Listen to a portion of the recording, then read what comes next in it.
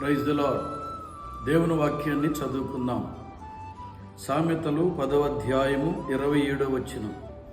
యెహోవా యందు భయభక్తులు కలిగి ఉండుట దీర్ఘాయువునకు కారణము. ప్రియులారా, ఈ ఉదయ కాలంలో మహాజ్ఞాని అయిన సొలొమోను గారు తెలియచేస్తూ ఉన్నాడు. ఎవరైతే యెహోవా యందు భయభక్తులు కలిగి జీవిస్తారో వారికి దేవుడు ఆయుష్ను పొడిగిస్తాడు అని దేవుని వాక్యం మనం చూస్తున్నాం. మన ఆయుష్ మన చేతుల్లో లేదు, మన ఆయుష్ మన కన్నవారి చేతుల్లో కూడా లేదు. అందుకనే దేవుడు అంటున్నాడు, నా వలన నీకు దీర్ఘాయువు కలుగును అని వాక్యాన్ని మనం చూస్తున్నాం. కనుక మన ఆయుష్ను పొడిగించేది దేవుడు.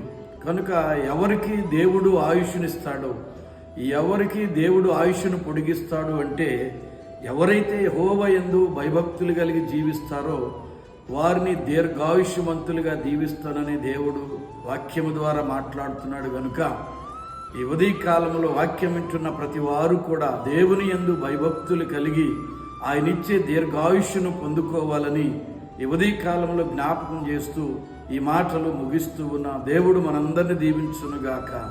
ఆమేన్.